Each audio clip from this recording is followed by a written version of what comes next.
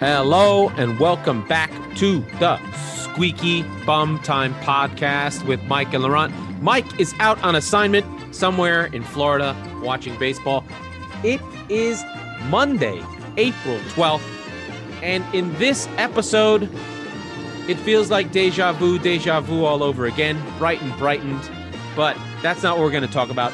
I'm going to take this episode, because Mike's not here, as an opportunity to really go through the table and put together just a sense of expectations, where narratives have been. The season's really winding down. There are only 7 weeks to go.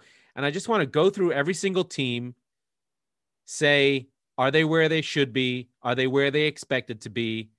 And just a little bit of notes on where they've been the last few weeks, just so we can get a picture of the table, picture where things are, what's important to the individual team, what goal they should have, and just trying to give a little snapshot of every single team. And I'm going to go through all 20 because usually when I'm without Mike, I basically plow through the show in like 5 minutes. So I thought it would be a good idea just to talk it through. We have super duper exciting news. That's one thing going to the table. The other thing is, Mike and I are going to experiment and try and join a network called the Chop It Up Sports Network. The first episode will be Friday. I don't know what it means for the feed. We still have control of the show. It's a new guy. He's doing his best. It's not a giant network, but we're excited to try and spread our wings and see if we can't get another. Hey, listen, if there are only 15 normal listeners to this show, if we can get to 30, get to 40, get to 50, have one big show, have some cross promotion. We just want the show to grow because we're having fun and we think we're doing a good job and think that other people will like it once they hear what we have to say. But let's get to the table and we'll start top to bottom. Why not? First, Manchester City. What were their expectations? Their expectations were to win the league. Where are they right now? They're winning the league. At this point, the league is done for them. They're in every competition, have a final with Tottenham at the end of the month for the Carabao Cup, which City have won 3 times in a row. There's a little bit on that game. Could we set the record for most in a row, most League Cup wins? Liverpool currently hold that. But really, City's big prize is the Champions League. Pep Guardiola was brought in specifically to win the Champions League. It is the highest profile trophy you can win, and only the real class of Europe win it. The last team similar to City that were trying to win it and hadn't won it yet were Chelsea under the early Abramovich years. And they got theirs in 2010-11 when they won the Champions League versus Bayern Munich. And that really cemented, it was the last moment that Roman Abramovich actually cared about the team. I think he's kind of been not really as interested, not been at Stamford Bridge since. But for City, winning the league is big. Winning the FA Cup would be nice. We're still in that. Winning the League Cup would be nice. But for City, I think for us, we would take a double of the Champions League and the league. So our season has been where we'd expect it to be. And it was an odd way to get there. We had to battle our way through it, but did get there. For United, who are in second place, 11 points back, they just had a good result. They're feeling good. Their goal this season was to build on their second place 66-point season, or was it second? No. Third place Champions League 66-point season. They're already on 63 points, so they'll probably pass their 66-point season. It's a consolidation for Ole Gunnar Solskjaer. He, as much as I loathe to admit it, he's been good. And he has the players pulling in the same direction. There's no sort of infighting. He's gotten Paul Pogba back on side. And make no doubt about this, United are super duper talented, especially going forward. Their front four, front five, one of them or two of them are usually firing. Bruno Fernandes has been their main cog, but now Cavani's getting into shape. They're out of all the other competitions. They're still in the Europa League. I think they'd like to win that. But for them, it's about trying to win the Europa League and trying to finish strong. So it means not sort of backing into second place. They currently have a 6-point lead on Leicester City. They're solidly in second. They're right there on their own. And they're trying to build for next season. So all in all, I would say, and they've also made a transition. They've transitioned to Dean Henderson from David De Gea in goal, who'd been there for 10 years. They're solidly in a good shape. And I think United fans will expect a real push next season, depending on how this finishes. So they're in good shape. For Leicester City, who are in third, their goal is to hold on to the Champions League spot. They're fading again. They're having a little bit of trouble. Their expected goal difference is only 7.5. The Rodgers narrative for Leicester City is, slipping again. Slipping, no pun intended, with Steven Gerrard. So last season, they really collapsed down the stretch, falling into the Europa League spot, and really have no other fronts where they're fighting on and really need this top four. The reason why we always talk about the top four is because these are guaranteed places in next season's Champions League. And the Champions League is an extra 70 to $90 million a year. So just being in the Premier League is almost $100 million. The Champions League is another $50 to $100 million. So it's a huge amount of money. It's a huge achievement, especially in the Premier League where it's so tough. Leicester are not in the class of Manchester City, Manchester United, Chelsea, Liverpool, Tottenham, even Everton. They're a class beneath them. They're in that next group. So it would be a huge feather in Brendan Rodgers' cap, but he needs to hang on. He needs Vardy to start scoring. He needs the players to kick back on, but they are not hanging on. And I think it's precarious for them. They really need to push on because they're in trouble. Next up, wow. West Ham in fourth place. This is the massive overachievement of the season. I think if you go back to episode 1, episode 2 of this season, I would have predicted that, I think we talked about with a guy who visited us that, West Ham might not win a game in their first 10. David Moyes, manager of the year. This team plays as a unit. They know what they're going to do. West Ham don't care about any other trophies. For them to finish top half is a huge achievement. For them to finish in the top 5 is a huge achievement, get Europa. For them to finish in the top 4 is incredible. It would mean everything to West Ham. This team is just tight. For the first part of the season, they got massive contributions from Souček. It's coming on from the middle of last season. He's still provided goals early, especially a headed threat. Declan Rice is consolidated and is maybe the best holding midfielder that England has produced since Michael Carrick. Great passer, a little less athletic than you like, but really good. They just play as a unit. Mikel Antonio scores goals. He's not pretty, but he runs the channels hard, fights hard for the team. And this team is just strong. They got a massive reinforcement from Lingard at the transfer deadline in January, and he's hit the ground running. Moyes had him, I think, in United at some point, but he's got good pedigree. He'd been training with United. He was a regular at United until Ole came in and Fernandes took his spot. But this West Ham achievement is massive. And for them to be in fourth place with 7 weeks to go is tremendous.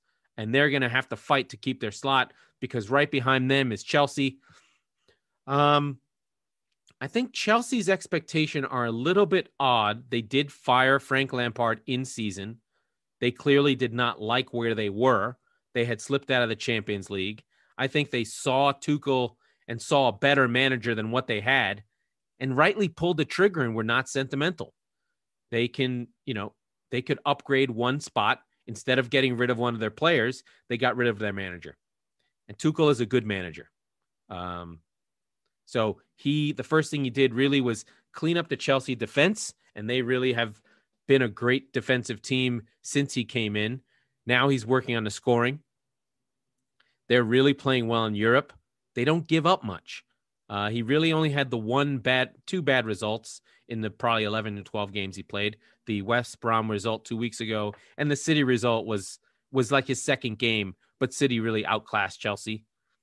And Chelsea, are where they are. I don't know if they feel particularly good about where they are. They think they feel like they have to finish top four. Doing well in the Champions League. They have a great opportunity to make the semifinals because they have Porto and they have a 2-goal lead. So they're in good shape in Europe. And they're a strong team. And their weaknesses are scoring. The curse of the Chelsea striker from Shevchenko to Torres to Alvaro Morata. They just simply bring in, and now with Timo Werner, they bring in strikers and they can't score. They do have one who's good in Tammy Abraham, but he's not superstar and he doesn't have a big price tag. So they let him languish. He's a good player. I'm hoping Tammy Abraham can get out of Chelsea, maybe go to Leeds, maybe go to Brighton and really show what he can do. They still have chances and they have a good team. Our Lord and Savior, Christian Pulisic is there, the American captain. They're doing well. Liverpool up next. Their season is a disappointment. They can salvage this season by pushing in these last 7 games to try and get into the top 4.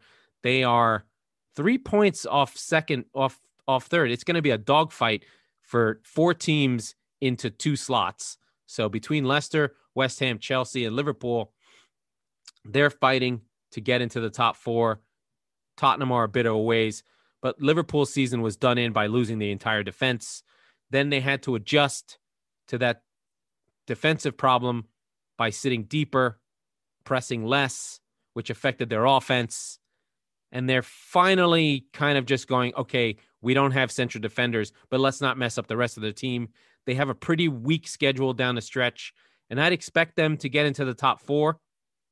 They are basically out of the Champions League. They're down 3-1 to Real Madrid. No fans at Anfield. It's going to be tough for Liverpool to come back from that. But their season is let's lick our wounds, end this season, push for the top 4, get Van Dijk back, and try and go again. But it's a formidable team. They're just not there right now. They had a 3-year push. The 4th season is really difficult. City couldn't win 2 in a row, couldn't do it a 3rd season.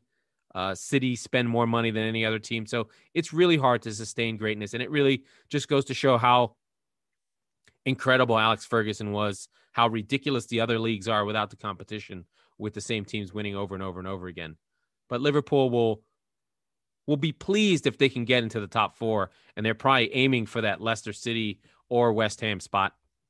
Next, we have Spurs. Spurs, weirdly, are not really that far off where you'd expect them to be. It's the manner in which they've gotten there. They're 7th. They've had some good wins, but the manner of the play has been, it's been Mourinho. They had great results early. There was something happening. It felt good. And as Mike has said a million times, the Crystal Palace result really hurt them. The West Ham result really hurt them. Those were both draws and a loss. They've dropped games from 15, I think, or 12 winning positions because Mourinho insists, or somehow the message Mourinho is giving to the players is that if they have a lead, they have to try and sit on it. And so Spurs have gone up multiple games, multiple goals, and blown it because their defense has never really been invested in, or it has, but they just don't have that center back that the great teams have. If you look at all the teams ahead of them, City have got Diaz and Stones. United really have solidified with Maguire and Lindelof. Leicester have 3. They have Fofana, they have Soyuncu, and they have Evans. West Ham really run with Agbana and weirdly Dawkins are great. Chelsea found the right rhythm between Tuchel was able to find the right rhythm between Tuchel, between Zuma, Christensen. They find the right defensive unit. Liverpool have had the problem, so they're in the same boat as Spurs. But Tottenham have not settled their backline all season, and they've had a lot of games where they've fallen behind and just trying to play a defensive style without the players. So Harry Kane and Son have been great. Harry Kane any other year would be player of the year. He leads the league in goals and assists. It's just ridiculous. And between he and Fernandes at Manchester United, they're probably the two standout individual performances. But Spurs' season as a whole does not feel good. They are in the League Cup final, as Mike has said a million times. I think Mourinho wants to win that trophy because he can say, see, I brought a trophy. But really, it's been a disappointing season. But only in the sense of play, only in the sense of, how they've gotten to this point. If they had played a different way and were in the same spot, I think the season might be okay in a weird way. Like, drop a few of these losses and turn them into draws, and maybe it would feel okay. The narrative is weird that way. And then after Tottenham comes Everton. Everton are sort of middling. They're pretty much out of the European places. They want to hold on to their spot. Their season has been positive in general. They've had moments where it looked like they were going to kick on. But I think they're sort of stuck where they are. Next, we'd have Arsenal. Arsenal in ninth. Their season's a disappointment. They have 12 losses, something not seen at Arsenal in decades. Arteta is trying to move the team forward, but they take a step forward and 2 steps back, 3 steps forward, 2 steps back. Their season's hinging on Europa League versus Slavia Prague. They'll probably lose. They're just super inconsistent, relying on 17 and 18-year-olds. Their veterans aren't really helping them. They've lost Tierney, who's probably their best player. Their season has been a disappointment. Arsenal are just not to the standard that Arsenal fans would expect. This is a team that spent over 20 years in the top 4, which now we've been talking about it a lot. We know how hard it is to spend one season in the top 4. Ask Liverpool. Ask Chelsea. It's hard to be in there. And for Arsenal to have been in it for 20 years is an achievement in of itself. And I think it's Manchester City who's taken their spot in the pantheon of English football, to be frank. They're the ones who elbowed them out. First, it was Chelsea. Then it was City. That's when Wenger really started slipping into that 5th slot. And then it sort of started being disappointed because, again, it's all about expectations. Arsenal are expected to be better, and they're not. They don't really have anything else to play for. The league, they're not going to go down. They're not going to get into Europe. They're, 10 points off West Ham. It's just not going to happen for them. So they're just hanging on, hoping that they can get a little bit further in the Europa League. And for them, it's about performance. They need to play better. The Liverpool game they played the other week was really poor and basically an embarrassing performance. They can't seem to string together 90 minutes. Next, we have Leeds coming off the win of the season for anybody. They beat Manchester City 2-1 and a last-minute goal. I love them. We've talked about them a lot, and this was a Leedsy performance. Running hard, never giving up, never saying die. And in spots 10 and 11, Leeds and Aston Villa really, really had great seasons. Leeds just coming up, Aston Villa coming off a season where they just came up.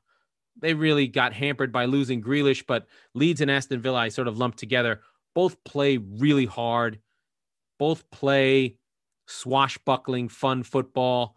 Both secretly, well, more so Aston Villa. Aston Villa is secretly a really good defense. We talked about Emi Martinez many times. But these teams at this level, mid-table, I'm including Arsenal here, they need all their guys. They can't sustain their best player being out multiple weeks. So Villa season as a challenger for Europe, which I think they thought they could do probably 2 months ago, disappeared with Jack Grealish getting hurt. Jack Grealish is the number 1 chance creator in the Premier League. Suitors from all over. We love him. He's one of our Spice Boys, but he's been out for a while. Next, we have Wolves. Wolves season, I think, ended really when Jimenez cracked his skull. They could never really push him back. But to finish where they are, mid-table on 36, almost a 500 team. They had some bad results, tough games. They had recently been on a really bad run of form, but without Jimenez, their goal scorer, they really can't muster much. They play defensive. They thought that Traore would kick on. I don't think their season's a disappointment. They're happy where they are, but it's not a progressive season. So there's a little bit of lamenting of what could have been, but Wolves are firmly entrenched in the establishment of the Premier League, but they do need to reload. I don't think their replacements for Doherty in Semedo and anyone stepping up to be their striker has worked. So they would need to be worried. Next is Crystal Palace. Crystal Palace are not good. They are one of the worst teams in expected goals, and they should be afraid and should not rest on this season's, they're safe this year. They're on 38. They're not going to go down. This team is not good. They're lucky to be where they are.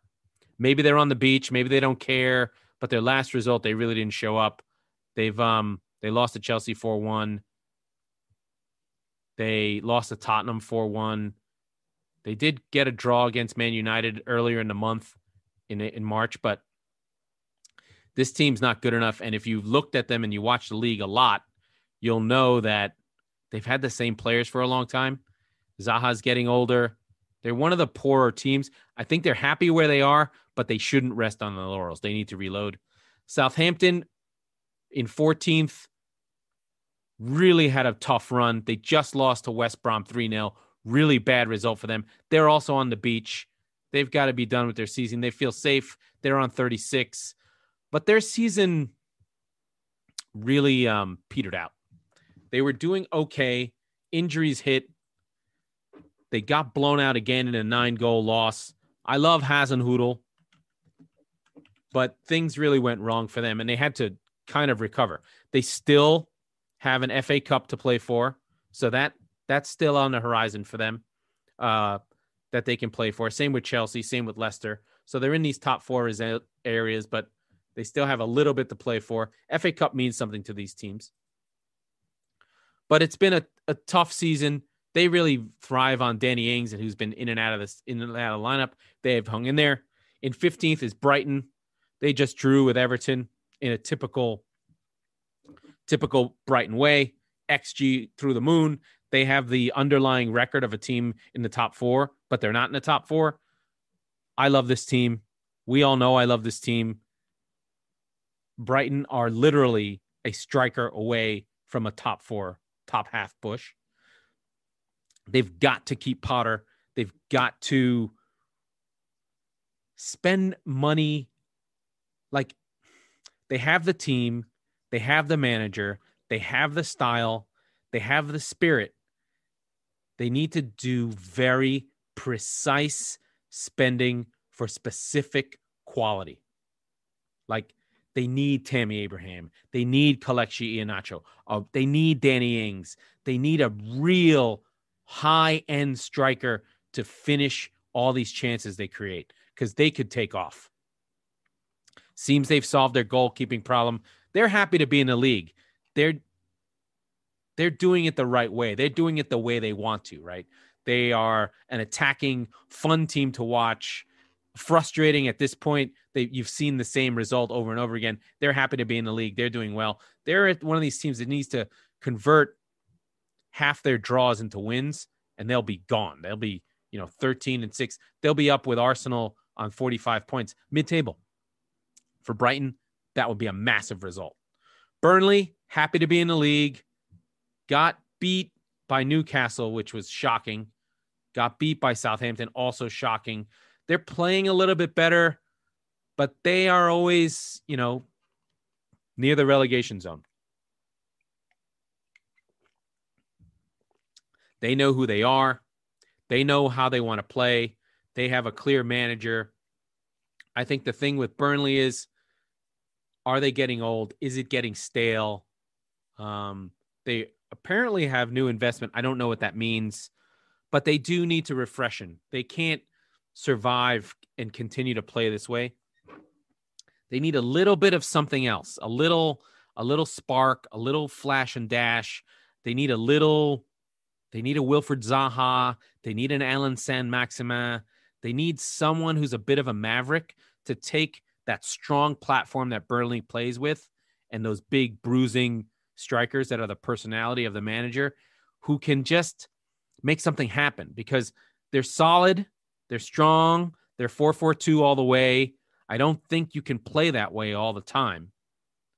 You've got to be able to put the fear into other teams. You can't just sit back all the time. And there have been flashes with Burnley when they play teams at their level. I think about 2 weeks ago, the Southampton versus Burnley game was wide open. It was fun. But they need to be better because next season is another season. They need to find the right mix where they can get something a little better. Just something that will push them on, a stronger striker, a little bit of magic. Because they're there. They're not a bad team. They can stay in the league for many years. But I think the dinosaurs of that type of play, the Mourinhos, I think there's a couple teams that are playing that way. If I look in the table, Burnley are traditional English football, blood and thunder. Next, we have Newcastle, who I'm praying go down, but it looks like they pulled a win out of their ass because Alan Saint-Maximin is just pure magic. And they looked, 3 weeks ago like they were dead. And Fulham basically went on a run of losing 4 in a row. And Newcastle have only one loss in their last 5. So Newcastle looks safe right now. 7 games to go. They have a 6-point lead. If Fulham aren't going to win, then there's nothing to worry about. The problem for Fulham, who are in 18th, can't score. I mean, this group, probably from Crystal Palace down, they all just want to be in the league. Their goals are survival. A cup run, so for instance, Southampton's still in the cup. Maybe they can avenge against Leicester. But these teams are strictly about the financial windfall of staying in the Premier League. Fulham are fighting. They started really poorly. Then they really had a chance there for a minute. It looked like they were pulling together. Their XG, which is just sort of an underlying number that helps you understand how they should be, is not of a relegation team. But they can't score. They have the same problem that Brighton have, but not nearly as good. And then West Brom and Sheffield both have fired their managers and they're done. I don't know what their expectations were to start the season, but they've been the 2 worst teams in the league for a long time. And Big Sam hasn't rescued him. Now, West Brom do have 2 wins in a row. It would be a shock if they pulled this out, but stranger things have happened. If West Brom win another, then the momentum starts rolling. They are 6. They're 8 points behind Newcastle. They basically have to win all their games. But stranger things have happened. Much stranger things have happened. So that's where the Premier League is right now. And you have a sense of where people are. During this week, we've got Champions League coming up. City play Dortmund. It's a big game. City are up 2-1 going to Dortmund. If Dortmund fans were there, I'd be worried. I mean, I'm still worried. City find ways to fuck things up, especially under Guardiola. The Premier League still has 3 teams. Chelsea up 2-0 versus Porto. Liverpool down 1-3 to Liverpool, and City up 2-1 to Dortmund. And then PSG Bayern, that's the game to watch. That's a bloodbath. But I'll be focusing on City. That's the other championship result. Let's just see the FA Cup. FA Cup resumes in 2 weeks. No, in this week. Oh my God, it's this weekend. Chelsea, Man City in the semifinal, and then Leicester versus Southampton. These will be tough games. Both City and Chelsea will have played midweek. and then face each other. So we'll see how this goes. You know, this is all about the quadruple for City, which sounds ridiculous to say. That was the Squeaky Bum Time Podcast with Mike Salerno and Laurent Cortines, but not Mike. We release new episodes on Mondays and Thursdays, except maybe it might be Fridays. Please rate and review the show on your favorite podcast network. It makes a huge, huge difference for the show. I love you. Bye.